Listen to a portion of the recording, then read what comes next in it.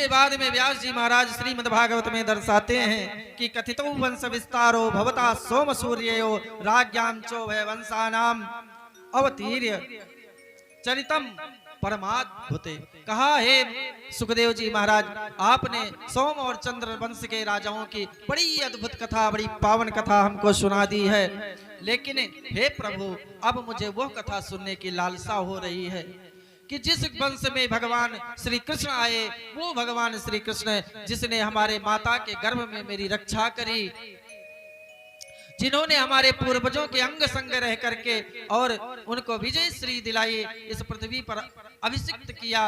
महाराज उन भगवान श्री कृष्ण के चरित्र की कथा हम सुनना चाहते हैं। परीक्षित जी महाराज कह रहे हैं कि अवतीर्य यदो वंशे भगवान भूत भावना अकृतवान यानि विश्वात्मा तानि नो वदवेस्तरा।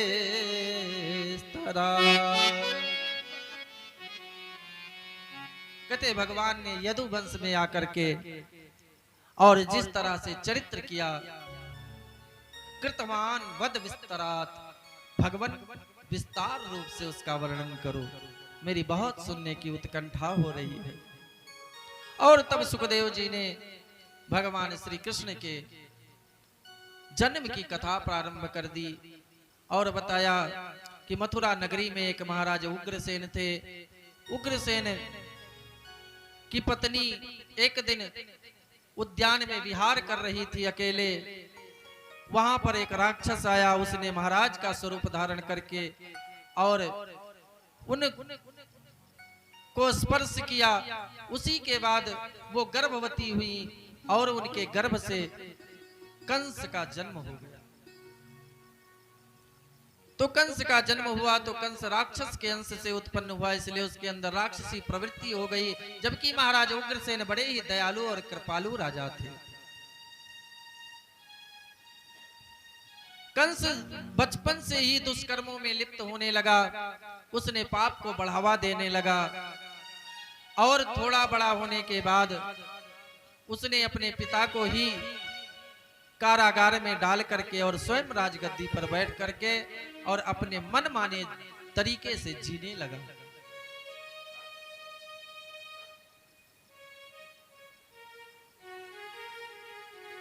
परंतु उस कंस को अपनी बहन, उसकी बहन थी मैया देवकी, उससे बड़ा प्रेम था। और कोई कितना भी दुष्ट हो, लेकिन बहन भाई का तो प्रेम होता ही होता है। आज कलयुग की बात नहीं करता हूं, कलयुग में तो भाई बहन भी दुश्मन बनते हैं, भाई भाई भी बनते हैं, लेकिन भाई भाई का युद्ध तो शुरू से हुआ है, परंतु बहन और भाई का युद्ध पहले नहीं होता था। बहनों में तो प्रेम ही होता था, क्योंकि ये जो औरत जाति है, ये जो स्त्री जाति है, ये प्रेम का प्रतीक है। इसके अंदर प्रेम वात्सल्यता भरी होती है। बड़ा प्रेम करता था और वो देवकी विवाह के योग्य हो गई तो उसको ढूंढ करके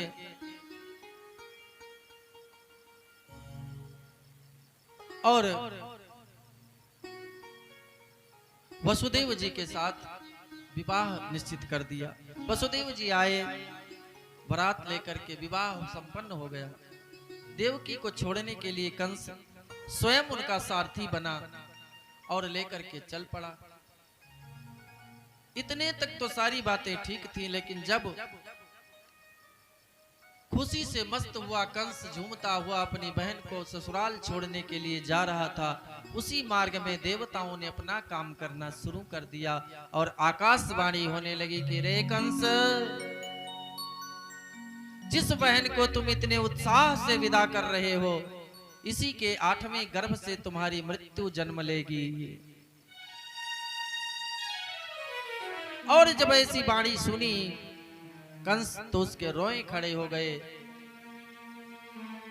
उसने सोचा मेरी मृत्यु, क्योंकि मैंने बताया ना पहले कथा में कि दुष्ट व्यक्ति जल्दी मरना नहीं चाहता है, वो मृत्यु से बचने का प्रयास करता है, और जो सज्जन व्यक्ति है वो मृत्यु को गले लगाने का प्रयास करता है कि हमारे सारे कर्तव्य पूर्ण हो गए प्रभु, अब आप मुझे अपने चरणों में स्थान दे दीजिए। परीक्षित को जब पता चला कि 7 दिन के बाद तुम्हारी मृत्यु होगी, तो परीक्षित मृत्यु को जीतने का प्रयास नहीं कर रहे हैं, मृत्यु को संवारने का प्रयास कर रहे हैं, संत के चरण में जाकर के और भगवत भक्ति में लीन होना चाहते हैं। और कंस को पता चला कि 8वें गर्भ से तुम्हारी मृत्यु होगी, तो वो अपने मृत्यु से बचने का प्रयास कर रहा है। बंधुओं, मृत्यु से कोई बचा है? कोई नहीं बचा। न बचा कोई पंडित वेद पढ़े, न बचा कोई शीश बढ़ाए जटा, न बचा कोई जंगल वास किए, न बचा कोई ऊंची उठाए अटा। यहां जो आया है उसे तो जाना ही पड़ेगा, कौन बचेगा? कोई नहीं बचेगा। लेकिन जो मूर्ख है, जो सठ है, जो दुष्ट है, वो निरंतर बचने का प्रयास करता है। कंस देवकी को ही मार डालना चाहा और तलवार निकाली, देवकी को मार देना चाहा। महाराज वसुदेव जी ने बड़ी अनुनय भी नहीं करी और कंस को कहा कि अरे तुम महान प्रतापी राजा हो, तुम औरत के ऊपर, वो भी अपनी बहन के ऊपर, वो भी नवविवाहिता बहन के ऊपर, जिसने ससुराल देखा ही नहीं है, जिसने अपना जीवन जिया ही नहीं, उसे तुम मार डालोगे? समझाया बुझाया, कहा भाई तुम्हें गर्भ से तो, इसके संतानों से तो कष्ट है ना, जो भी इसकी संतानें होंगी मैं वचन देता हूं सब तुम्हारे हवाले करूंगा। ऐसी बात सुन करके कंस ने कहा कि लेकिन फिर भी मैं तुम दोनों को कारागार में रखूंगा ताकि तुम्हारी संतानें इधर उधर ना हो। और ऐसी चर्चा करके उनको कारागार में डाल दिया। दोनों कारागार में रहे।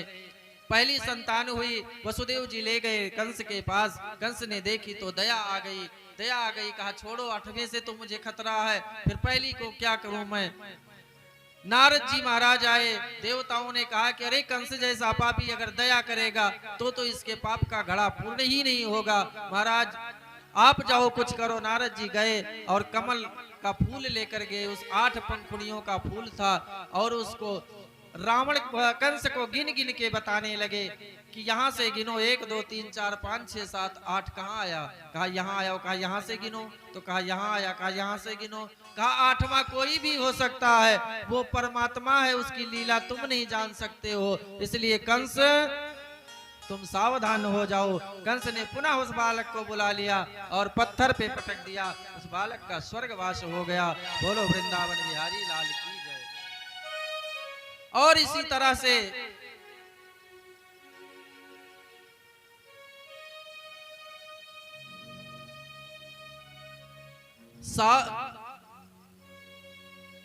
छह संतानों को कंस ने मार दिया। 7वें बार बलराम जी आए। बलराम जी को भगवान की बड़ी माता के गर्भ में स्थापित कर दिया योग माया के द्वारा। वहां पर बलराम जी का अवतार हो गया और 8वें में स्वयं भगवान मैया देवकी के गर्भ में आकर के विराजमान हो गए। और जिस दिन से भगवान आए उसी दिन से देवकी का तेज दिनों दिन बढ़ने लगा। वसुदेव जी महाराज आनंदित रहने लगे। समय व्यतीत होने लगा। समय बीतता गया और भाद्रपद का महीना आया। अष्टमी की तिथि आई। रोहिणी नक्षत्र आया। बुधवार का दिन था और रात्रि को 12 बजे भगवान राम पैदा हुए थे। दिन को 12 बजे और भगवान श्री कृष्ण पैदा हुए रात्रि को 12 बजे। क्यों? क्योंकि भगवान को जो काम करना है सब साफ सुथरा करना है। राम जी को तो उजाले में करेंगे, लेकिन कन्हैया को जो काम करना है वो सब टेढ़ा मेढ़ा करना है, तो उनको तो रात्रि का सहारा ही लेना पड़ेगा। भगवान राम का जन्म हुआ नवमी में, तो नवमी जो तिथि है वो पूर्णा तिथि है। 9 को आप गुणा करो तो 9 ही आएगा। 9 एकम 9, 9 दूनी 18, 8 और 1 9, 9 तिये 27, 7 और 2 9। ये 9 से ना घटेगा और ना बढ़ेगा। और 8 को अगर आप करोगे तो ये एक बार बढ़ेगा, 5 बार बढ़ेगा और 5 बार घटेगा। इसका काम है घटेगा भी और बढ़ेगा भी। जैसे मान लो 8 एकम 8 और 8 दूनी 16, 6 और 1 7, 7 ही रहेगा। अब आगे 6 ही रह जाएगा। 8 तिरिक 24, 4 और 2 6। और जैसे पंजे हो जाएगा उसके बाद बढ़ने लगेगा। तो माया का जो काम है वो है घटना और बढ़ना, कभी कुछ होना और कभी कुछ होना। माया कभी बराबर नहीं रहती है। किसी के पास देख लो, ये निरंतर घटती और बढ़ती रहती है। और जो भगवान राम है वो पूर्ण है, उनको ना घटना है ना बढ़ना है। तो भगवान ने माया का सहारा नहीं लिया, भगवान ने आदर्श का सहारा लिया है, भगवान ने मर्यादा का सहारा लिया है, मर्यादा के लिए जिया है। लेकिन भगवान श्री कृष्ण ने बार बार माया का सहारा लिया, सभी कुछ माया के द्वारा ही प्रदर्शित किया है। क्यों? क्योंकि आगे कलयुग आने वाला था और कलयुग में माया का विस्तार तो बहुत ही ज्यादा होना था। इसलिए भगवान ने वहां से ही माया का सहारा लेना शुरू कर दिया था। तो अष्टमी तिथि में भगवान रात्रि मध्य रात्रि में 12 बजे देवताओं ने आकर के गर्भ की स्तुति करी और उसके बाद भगवान ने चतुर्भुज रूप में मैया देवकी को दर्शन दिया। मैया ने फिर वही कहा कि आप छोटे से लल्ला बन करके आओ, तभी हमारी बात पूरी होगी। मैया कहने लगी कि लल्ला तो बन जाओगे, लेकिन तुम्हारा मामा बड़ा खतरनाक है। प्रभु आप इतने सुंदर हो और वो अभी आपको नष्ट कर देगा। भगवान ने कहा कि भैया आप मामा नाना की चिंता छोड़ो, आप मेरे लिए आदेश करो मुझे क्या करना है, और मैं जैसा बता रहा हूं वैसे आपको करना है। आप मेरी बात को श्रवण करो।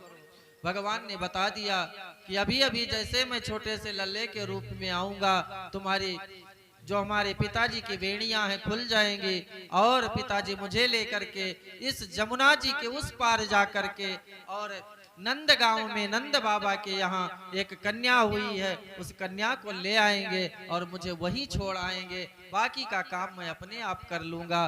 भैया इतना मेरा काम आप कर देना। भगवान ने बता दिया ऐसा, और बता करके भगवान ने मैया को फिर छोटे से रूप में आ गए। छोटे से रूप में आकर के मैया देवकी को वात्सल्य स्वरूप का दर्शन दिया, बालक स्वरूप का दर्शन दिया। मैया ने छाती से लगा लिया भगवान को और उसी समय भगवान के बताए अनुसार सारी बेड़ियां खुल गई, सारे दरवाजे खुल गए और महाराज वसुदेव भगवान को लेकर के सिर पे बैठा करके और जमुना जी के उस पार ले जाने के लिए उद्यत हो गए। जमुना जी भी उस समय भादों के महीने में रात भादों की थी, जल बरसता रहा। जमुना जी भी जवानी में थी उस घड़ी और लेके वसुदेव कान्हा को गोकुल चले। सब सिपाही पड़े के पड़े रह गए, सिपाही सब सो रहे हैं, किसी को कुछ नहीं पता है, सब माया के वशीभूत हो गए हैं। और वसुदेव जी महाराज कन्हैया को छोटे से लल्ला को लेकर के और धीरे धीरे आकाश मेघ बूंदे झरझर करके बरस रही हैं। शेषनाग ने देखा कि भगवान के कोमल बदन इन बूंदों की आघात से परेशान हो रहे हैं। शेषनाग ने ऊपर से फन का छत्र बना दिया। महाराज वसुदेव लेकर के जा रहे हैं जमुना जी के पास पहुंचे। जमुना जी मस्ती में बह रही हैं। सावन भादों के महीने में नदियां कैसे बढ़ती हैं। अभी थोड़ी दिन पहले बाढ़ आई थी, क्या स्थिति हो गई थी। सड़कों पर हाईवे पे इतने इतने पानी भर गए थे। उफान ले रही थी जमुना जी। और उसी में मध्य रात्रि में महाराज वसुदेव जी आगे बढ़ते चले जा रहे हैं। खुल गए सारे ताले, वह क्या बात हो गई। जय हो। खुल गए सारे ताले, वह क्या बात हो गई। जब से जन्मे कन्हैया करामात हो गई। जब से जन्मे कन्हैया करामात हो गई। घन घोर अंधेरा कैसी रात हो गई। घन घोर अंधेरा कैसी रात हो गई। जब से जन्मे कन्हैया करामात हो गई। जब से जन्मे कन्हैया करामात हो गई।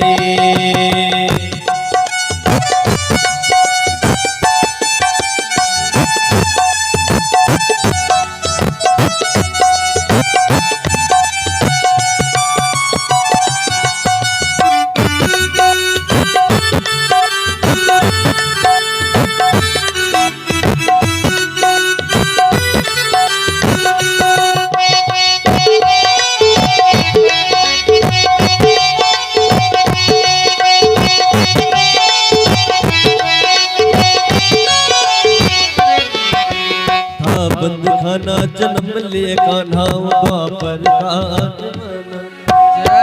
बंद खाना जन्म लिए कान्हा द्वापर का जमाना पुराना।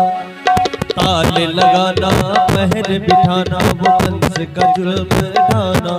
उस रात का दृश्य भयंकर था। उस कंस को मरने का डर था। बादल छाए उमड़ाए बरसात हो गए।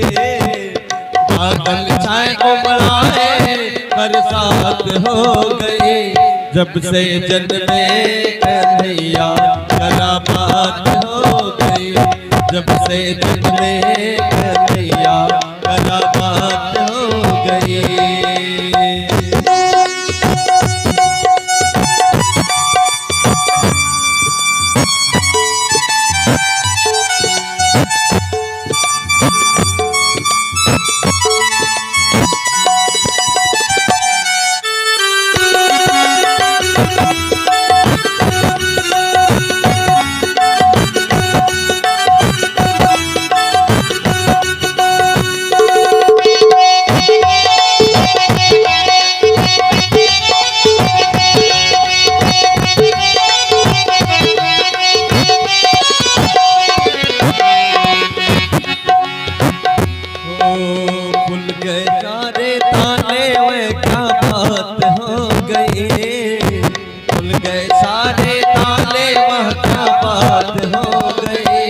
जब से जन्मे कन्हैया करामात हो गई। जब से जन्मे कन्हैया करामात हो गई। और खुल गए ताले सोए थे रखवाले, थे हाथों में बरछी वफाले। खुल गए ताले सोए थे रखवाले, थे हाथों में बरछी वफाले। दिन के वो काले पड़े थे पाले, वो काल के हवाले होने वाले। वासुदेव ने श्याम को उठाया था। टोकरी में श्री श्याम को लिटाया था।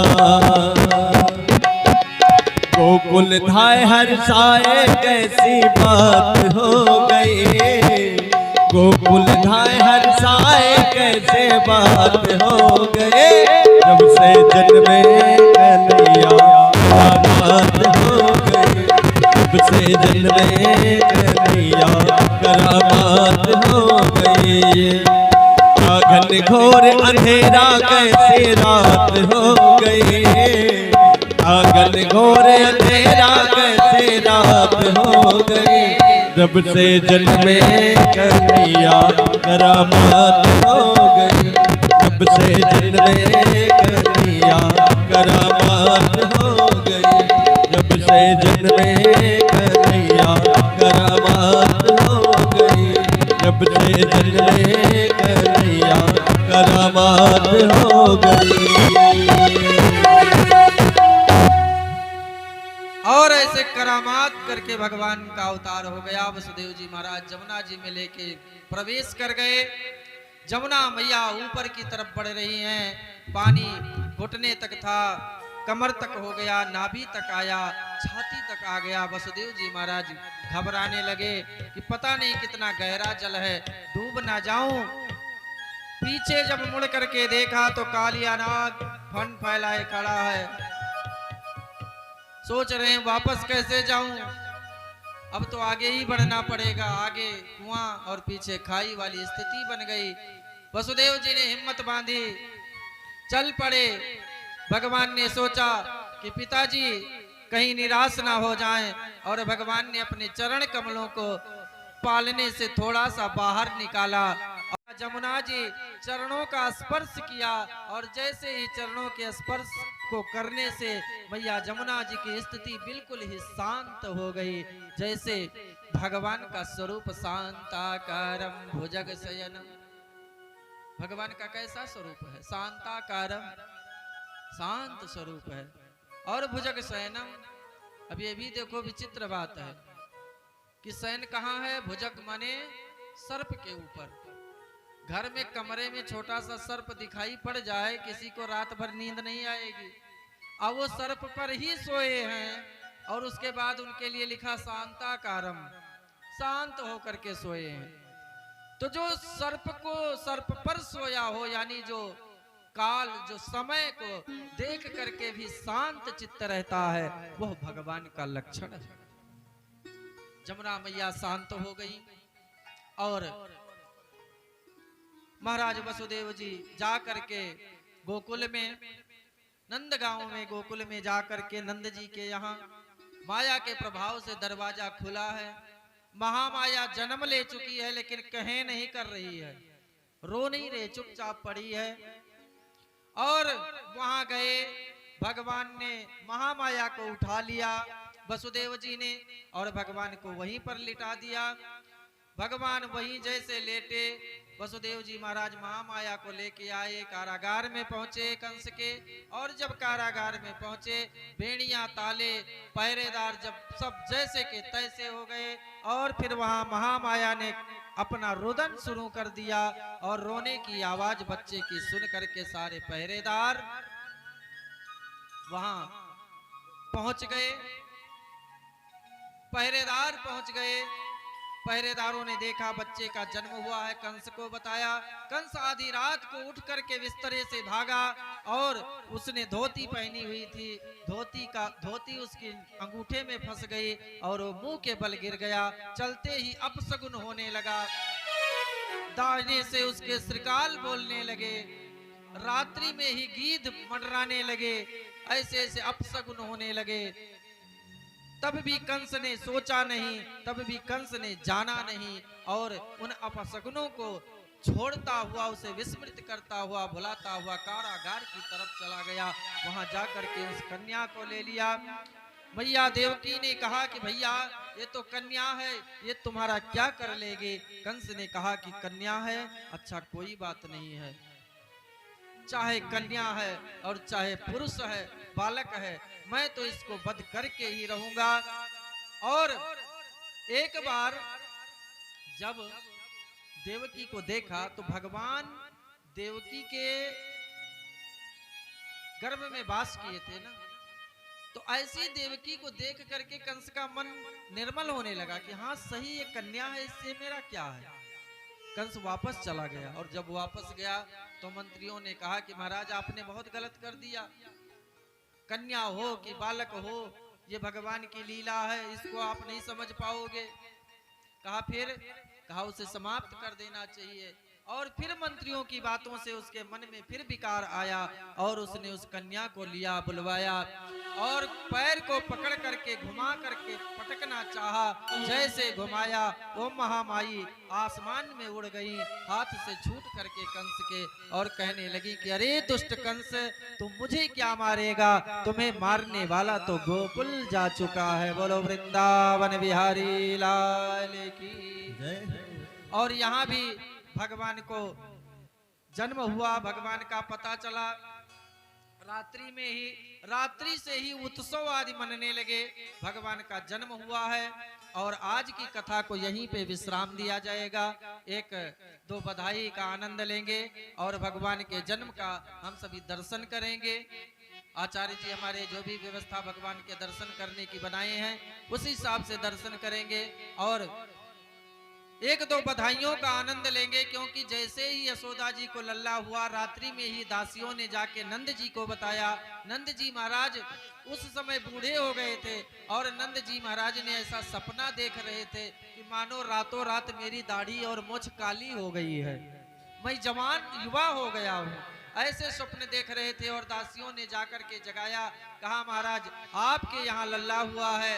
ऐसी बात सुन करके और रात्रि से ही सभी उत्सव मनाने लगे, सभी नाच गान करने लगे, गंधर्व वाद्य बजाने लगे, अप्सराएं नृत्य करने लगी और गान विद्या में प्रवीण जो गायक वृंद हैं, जो कवि वृंद हैं, विद्वान वृंद हैं, वो भगवान के परम सुंदर मंगलमय स्तुतियों का गायन करने लगे। बोलो वृंदावन बिहारी। चलो देखिया नंद घर लाला हुआ, चलो देखिया नंद घर लाला हुआ, चलो देखिया नंद घर लाला हुआ, लाला हुआ नंद लाला हुआ, लाला हुआ चलो देखिया नंद घर लाला हुआ, चलो देखिया नंद घर लाला हुआ, चलो देखिया नंद घर लाला हुआ।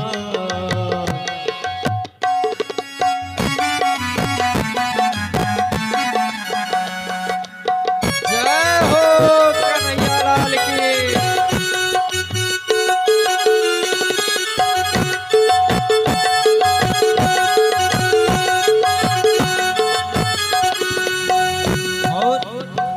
ब्रज के सवाल हो के दिल में खुशाल, सखी ब्रज के सवाल हो के दिल में खुशाल, भैया गर्दन में डाल नाचे दे दे के ताल, भैया गर्दन में डाल नाचे दे दे के ताल। आज नंद का नसीबा उजाला हुआ, चलो देखिया नंद घर लाला हुआ, चलो देखिया नंद घर।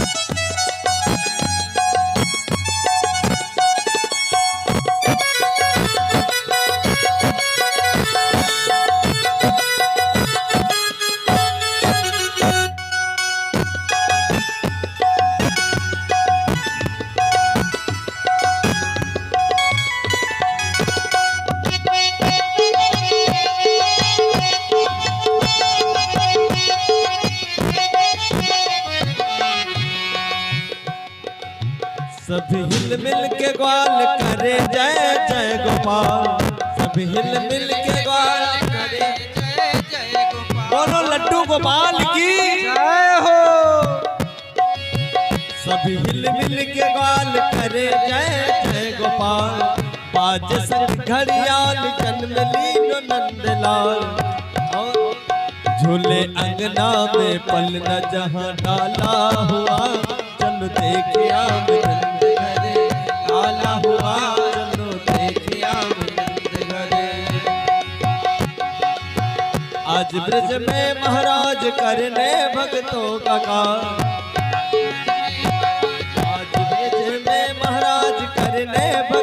का काज, जोड़ा सारा समाज, कर दर्शन समाज। सुख नैनों को जाने वाला हुआ, चलो देखे आवे नंद घरे लाला हुआ, चलो देखे आवे नंद घरे लाला हुआ। लाला हुआ नंद लाला हुआ, लाला हुआ नंद लाला हुआ, चलो देखे आवे नंद घरे लाला हुआ, चलो देखे आवे नंद घरे लाला हुआ। बोले नंद के लाला की। ब्रज में होए रही जय जयकार, नंद घर लाला जायो है। ब्रज में होए रही जय जयकार, नंद घर लाला जायो है। लाला जायो है, नंद घर लाला जायो है। लाला जायो है, नंद घर लाला जायो है। ब्रज में ब्रज में होए रही जय जयकार, नंद घर लाला जायो है। ब्रज में जय जयकार, नंद घर लाला जायो है।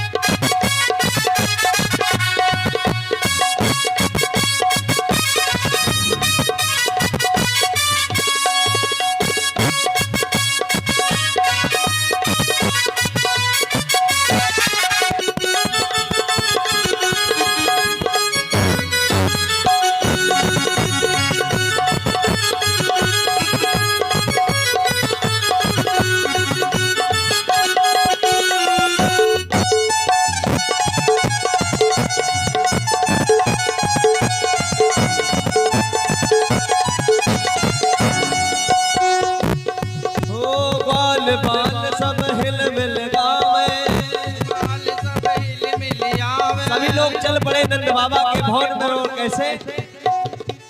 ग्वाल बाल सब हिल मिल गावे, ग्वाल बाल सब दूध के जोत नंद घर आवे, दूध के जोत।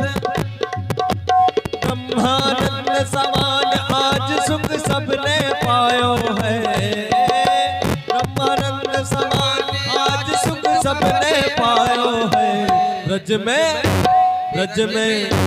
ब्रज में होए रही जय जयकार, नंद घर लाला जायो है। ब्रज में होए रही जय जयकार, नंद घर लाला जायो है।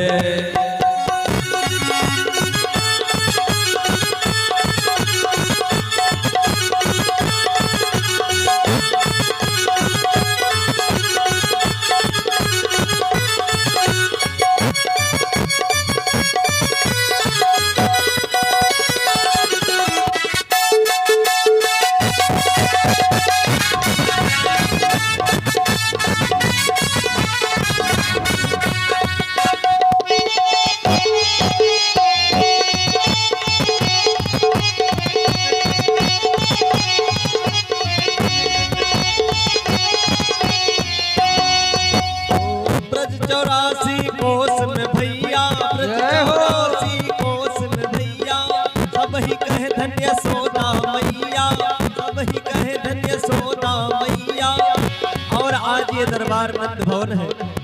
मुख्य यजमान के रूप में नंद बाबा विराजमान है। कन्हैया को हाथों में लेकर के, गोद में लेकर के झुलाते हुए, और सभी आए झुंड बना करके जो सभी ग्वाल वाले कहने लगे, ब्रज 84 कोस में भैया, ब्रज 84 कोस में भैया, सब ही कहे धन्य सोना मैया, सब ही कहे धन्य सोना मैया।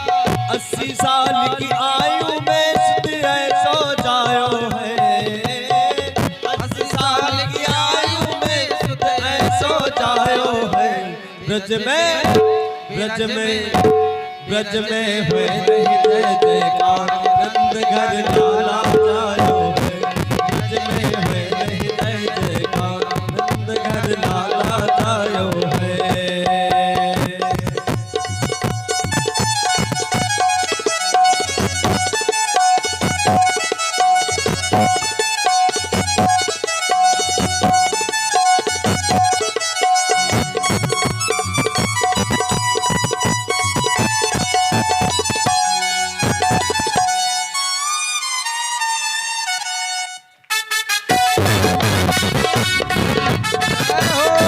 कन्हैया लाल की।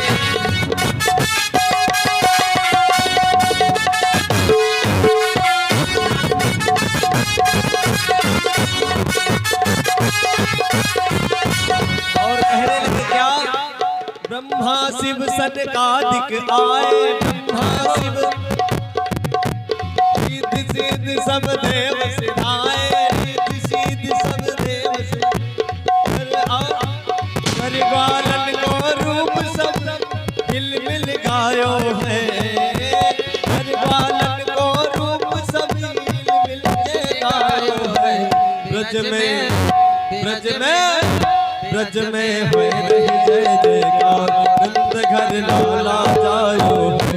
ब्रज में हुए रही जय जयकार, नंद घर लाला जायो है।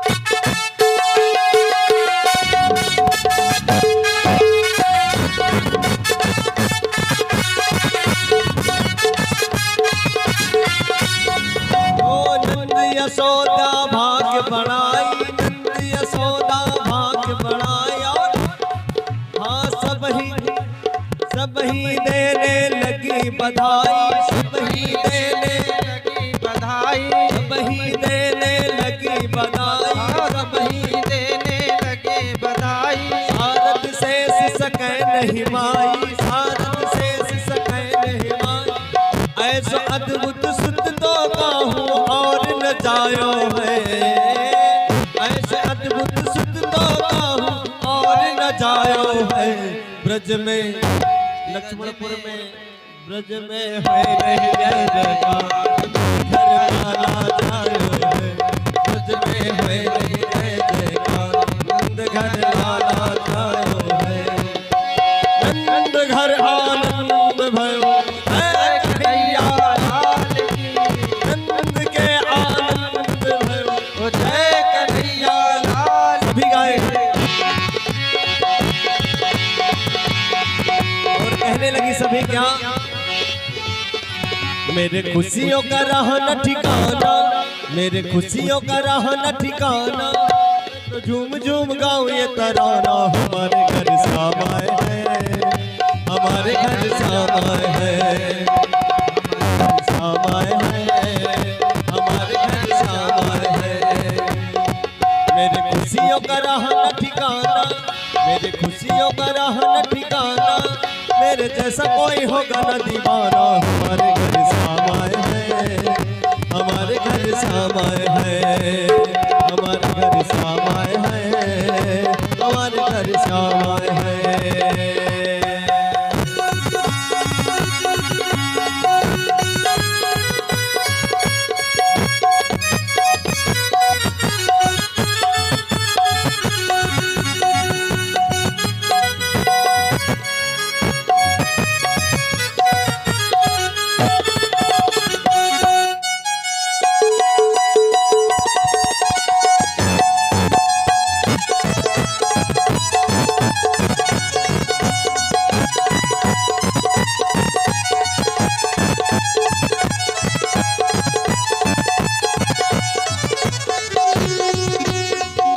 हमारे घर सामाए है, हमारे घर सामाए है, हमारे घर सामाए है, हमारे घर सामाए है। और कहने लगे क्या?